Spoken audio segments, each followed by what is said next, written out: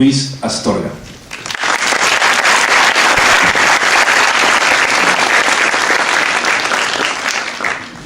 Buenas tardes, muchas gracias por la invitación. Es un placer estar con todos ustedes, con mis colegas aquí en la mesa. Yo voy a hacer un breve recuento histórico para aquellos que no han leído sobre esto y que podrían tener alguna idea equivocada de que esto se inventó en este sexenio o en el sexenio pasado o en el antepasado. Normalmente yo lo que hago es ubicar el fenómeno en tres dimensiones: la dimensión internacional, la relación bilateral con Estados Unidos y la situación interna. Creo que son estos tres planos los que nos ayudan a ubicar el fenómeno y a entender un poco mejor las transformaciones que ha habido en nuestro país y en el contexto internacional.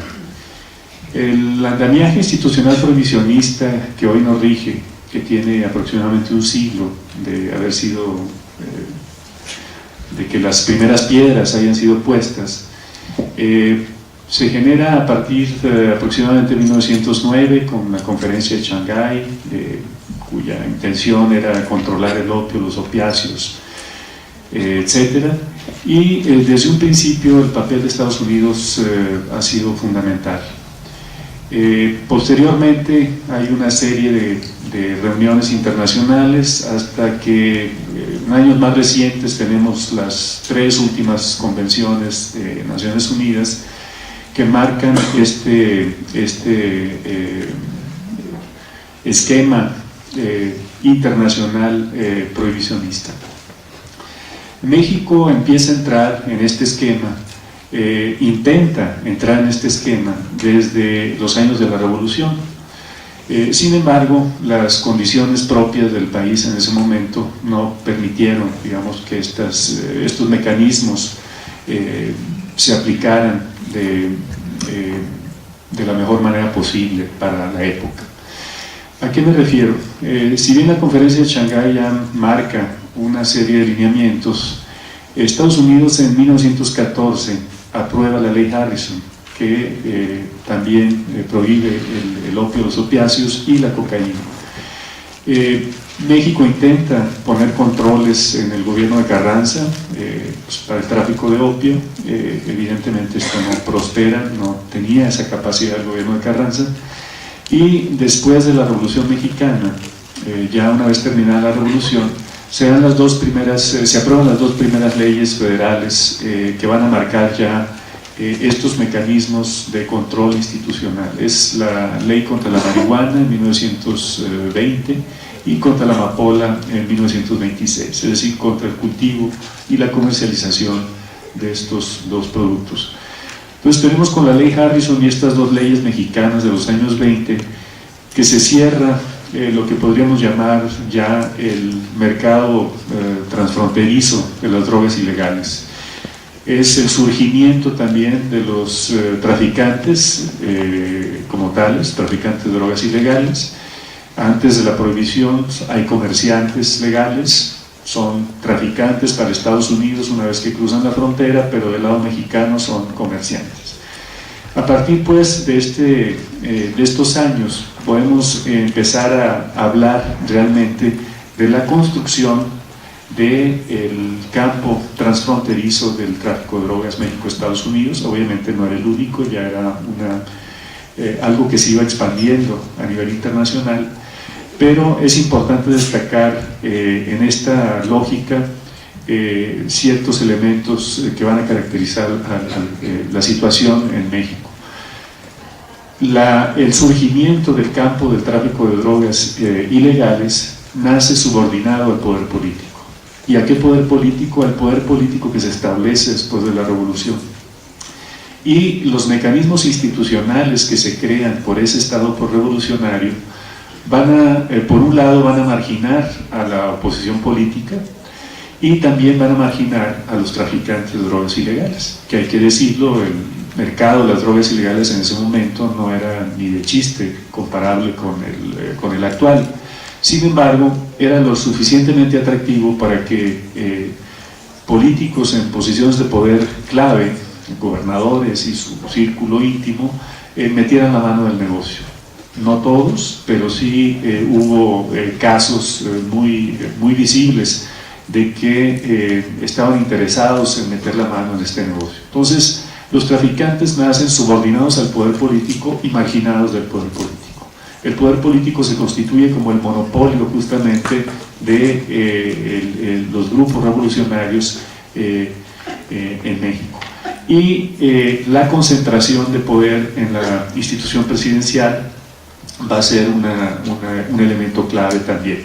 Es decir, el arreglo político que se establece después de la revolución entre poder central y poderes locales va a ser posible que no solo se hagan negocios legales, sino que también, según las disposiciones éticas de los distintos gobernadores, sobre todo en el norte del país, que es donde se van a concentrar los cultivos ilegales, particularmente del noroeste del país, tengan la posibilidad de entrar a los negocios ilegales también y con el conocimiento y el aval del poder central. Esta estructura de control político, de subordinación, va a permanecer durante varias décadas. Lo que se va a ir afinando son los mecanismos institucionales de parte del Estado mexicano revolucionario para poder contener, controlar y proteger simultáneamente a este tipo de negocios.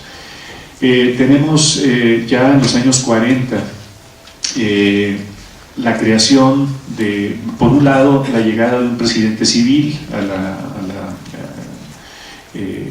después de varios presidentes de origen militar, y tenemos también creación de instituciones del gobierno central que van a jugar un papel de mediación muy importante y de contención, por un lado, de contención de movimientos políticos en contra del gobierno, digamos, del gobierno establecido, pero también de contención de los grupos criminales. Esta institución político-policíaca va a ser la Dirección Federal de Seguridad, que va a concentrar un gran poder como poder político-policíaco en la estructura del Estado mexicano a partir de los años 40, del 47 es cuando se crea la Federal de Seguridad. No va a ser la única estructura, obviamente, pero sí va a ser la que va a concentrar la mayor fuerza y de donde se va a desplegar la fuerza del Estado también contra todos aquellos agentes sociales, ya sea políticos o criminales, que no se querían subordinar a las reglas establecidas por ese tipo de Estado. Esta digamos, situación permanece con niveles de violencia muy bajos. No es que no haya habido violencia generada desde el ámbito del tráfico de drogas ilegales, pero esa violencia fue siempre muy pequeña y no fue sino hasta, bueno, hubo casos, algunos casos esporádicos, pero no fue sino hasta ya a finales de los años 60 que las agresiones de parte de estos grupos de traficantes en contra de funcionarios de mayor nivel en la jerarquía de la administración local se van a empezar a manifestar. Es decir, que no necesariamente tiene que haber una violencia desbordada de parte de las organizaciones criminales, particularmente los traficantes de drogas ilegales, por el negocio mismo.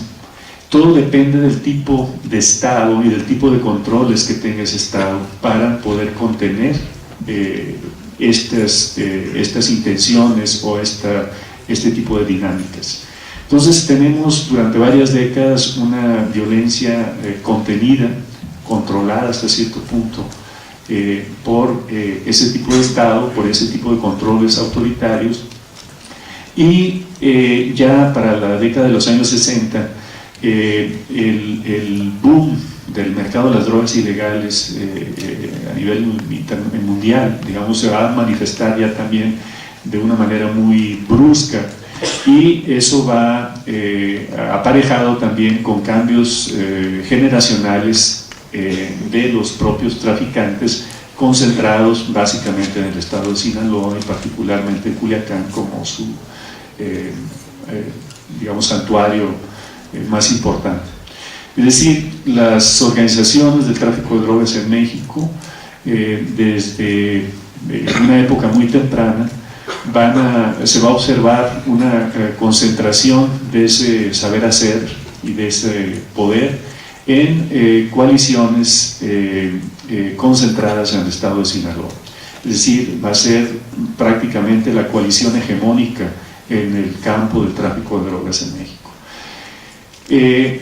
Los tipos de controles que tenía ese tipo de estado autoritario se van a ir modificando en la misma medida en que ese estado autoritario se va modificando, es decir, en la misma medida en que se va resquebrajando el sistema de partido-estado y va dando lugar a la alternancia en el poder y a la fragmentación en la práctica del poder del Estado. En esa misma medida también se va a ir logrando una mayor autonomía de parte del campo del tráfico de drogas respecto del poder político. Es decir, los controles que antes operaban bajo el sistema de partido-estado simple y sencillamente van a dejar de operar y va a haber cortocircuitos en los distintos niveles.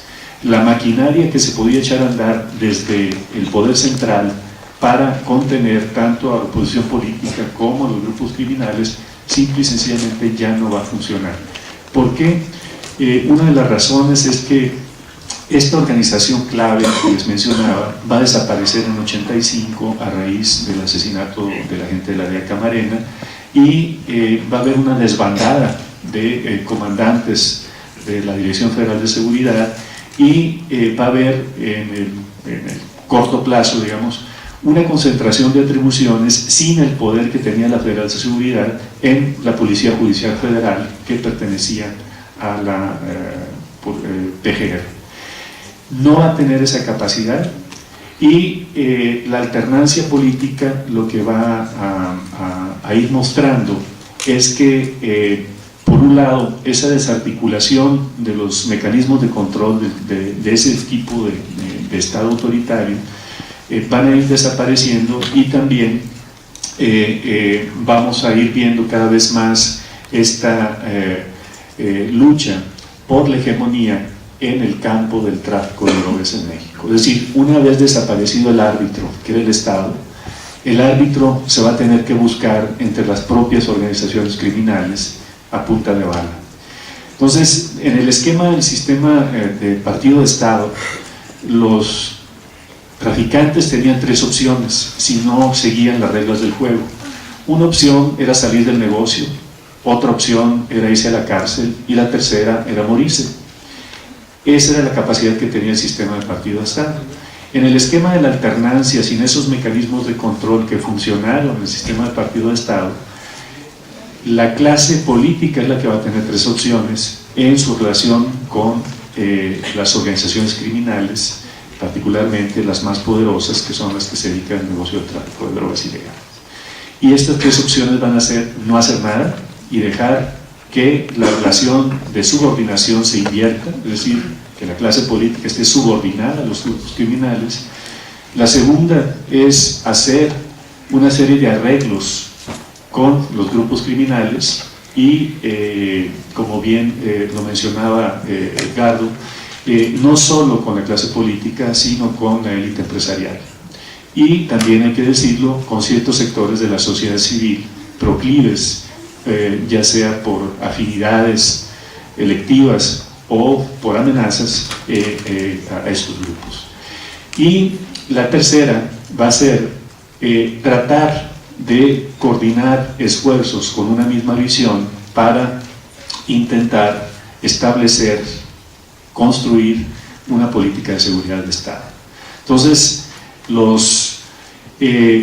Los mecanismos, digamos, que van a operar van a ser básicamente esos, pero en el ámbito internacional, desde la década de los 70, de finales de los 60, México va a ser digamos, el laboratorio por excelencia de una visión sobre seguridad nacional y seguridad hemisférica de Estados Unidos, donde en relación con el tráfico de drogas las Fuerzas Armadas van a adquirir un papel cada vez mayor. Tenemos antes de que fuese declarada oficialmente la guerra contra las drogas en la administración Nixon, el primer intento, digamos, el preludio de la guerra contra las drogas fue la puesta en práctica de la Operación Intercepción en 1969 en la frontera México-Estados Unidos, para tratar de controlar, se decía en ese momento, el tráfico de drogas ilegales por vía terrestre. Evidentemente esto no prosperó, pero sí creó un antecedente diplomático muy fuerte, y después de eso va a venir la Operación Cóndor, es decir, el primer gran operativo militar desplegado en todo el continente americano para la destrucción de cultivos de drogas ilegales. Va a ser en México durante la Operación Cóndor en los años 75-78, aunque oficialmente se lanza en 77, extraoficialmente ya empezaba a operar desde 75, con una violación de derechos humanos que en ese momento no estaba de moda. Estaba de moda, digamos, lo puso de moda la administración Carter en Estados Unidos, pero sobre todo para los derechos políticos, no para los derechos de los campesinos, que fueron hubo detenciones ilegales, asesinatos, desapariciones, desplazamiento de poblaciones campesinas de la Sierra de Sinaloa, Chihuahua y Durango, etcétera, pero no constituyó un problema, digamos, centrado en los derechos humanos de estos grupos, aunque es el inicio también de la creación de grupos de derechos humanos en México para protestar contra los abusos de poder durante la Operación Cóndor. Y esto es el preludio también de lo que va a suceder posteriormente, a partir de 78, 80 en Colombia, con la Operación Fulminante. La Operación Fulminante va a ser un operativo similar al de la Operación Cóndor, con 10.000 militares para la destrucción de cultivos de marihuana en la zona atlántica de Colombia, en la zona de La Guajira, la zona atlántica. El famoso boom marimbero colombiano, en fin. Después viene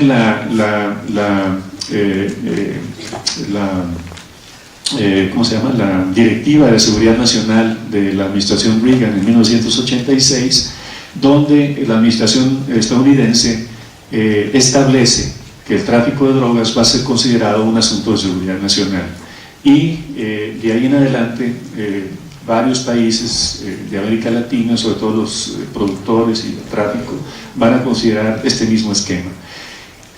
En ese mismo año se lanza un operativo en ciertos países de la zona andina, el operativo Blast Furnace, y luego va a venir la iniciativa andina en la época Bush, en 1989, hasta llegar a Plan Colombia y la iniciativa Mérida.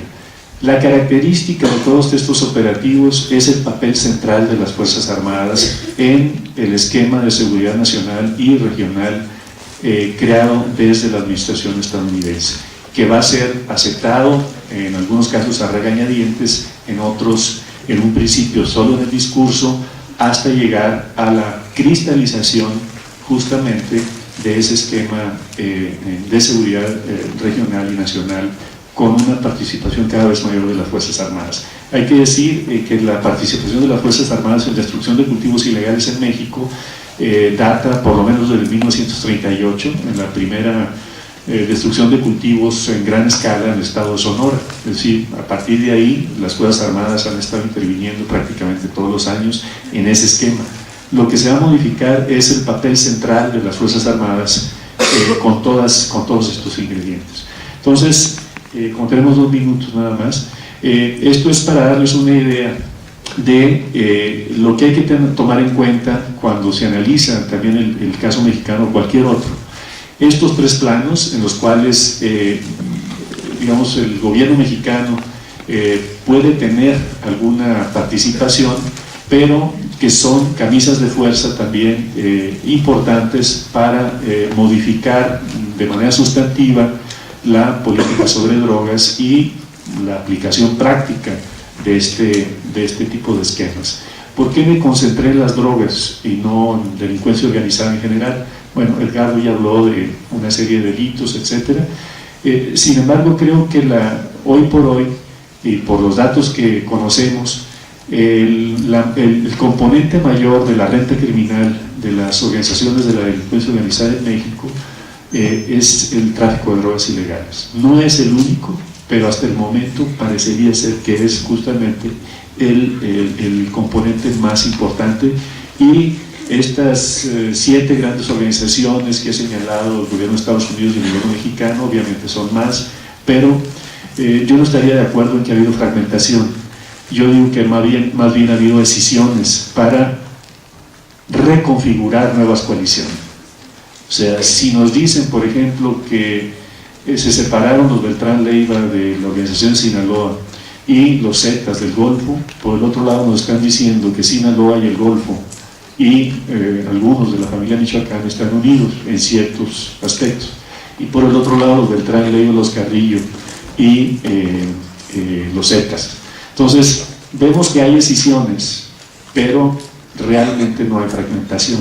O sea, fragmentación implicaría debilitamiento visible, ostensible de las organizaciones, y probablemente la hegemonía de una organización o de una coalición que podría imponer eventualmente las reglas del juego sobre las demás.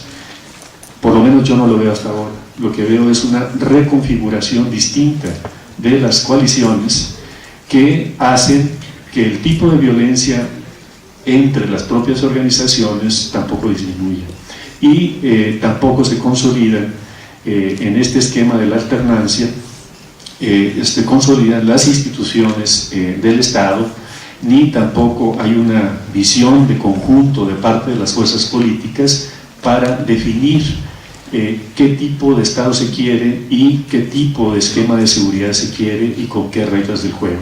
Y tampoco existe hoy por hoy un posicionamiento claro frente a lo que en Estados Unidos se está planteando ya por ciertos sectores, los más duros, como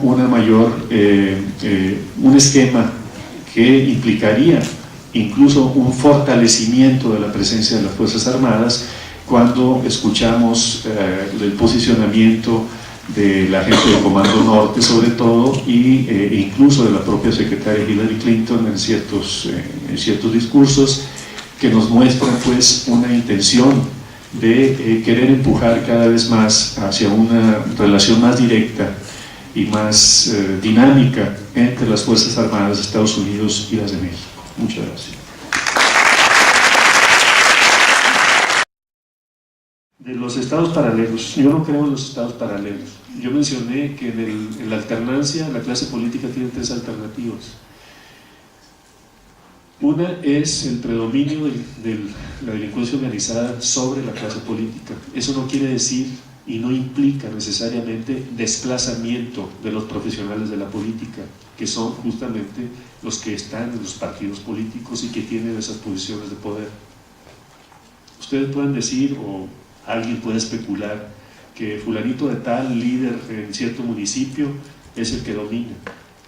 Pues puede estar en posición, digamos, de dominio por encima de la clase política, pero no va a desplazar a la clase política. O sea, es ese tipo de acuerdos que les mencionaba. O sea, puede ser por por inversión de la relación de dependencia o por colusión. Y lo difícil que es la situación en la actualidad en México, dada esta fragmentación política, es determinar cuál de las 3 relaciones que les mencioné es la que está predominando en un determinado lugar. O sea, no hay que creer en esa fantasía de que hay lugares donde los traficantes dominen completamente y que la clase política y la clase empresarial local no tienen nada que ver en el asunto. Eso no existe en ninguna parte del planeta. Siempre hay cierto grado de relación, de colusión, ya sea por las buenas o por las malas, pero nunca es algo que no se toca para nada entre un grupo y otro. ¿no? Eso es lo que hay que tener en mente y no pensar, como decía Carlos, en estos esquemas mitológicos, ¿no? Con los acuerdos. Lo de narcoestado es una ficción periodística, digamos.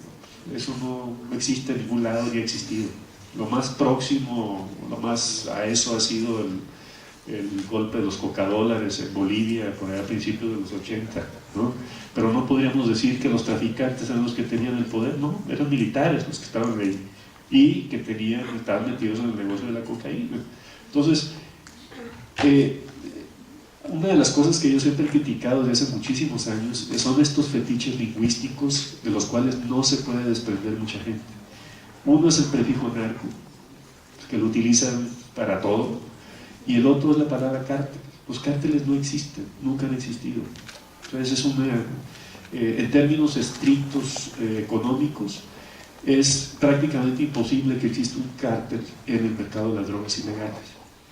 El estudio más serio que hay al respecto, que es de la Rand Corporation, donde está Peter Reuter y todo un grupo de economistas muy, muy buenos, lo que muestran es que un análisis del mercado de las drogas ilegales a nivel internacional, lo que muestran es que los mercados no están cartelizados, ni están controlados por un dealer, o sea, rompen con esa noción.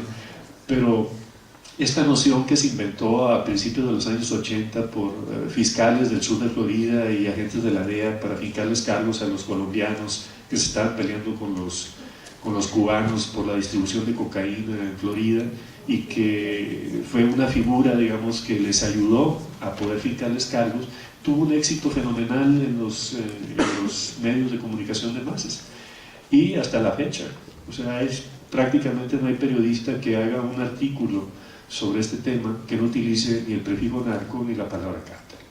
Y si les da uno un ejercicio de que no utilice ninguna de esas dos, les va a costar trabajo, porque ya están acostumbrados, digamos, a esos fetiches lingüísticos.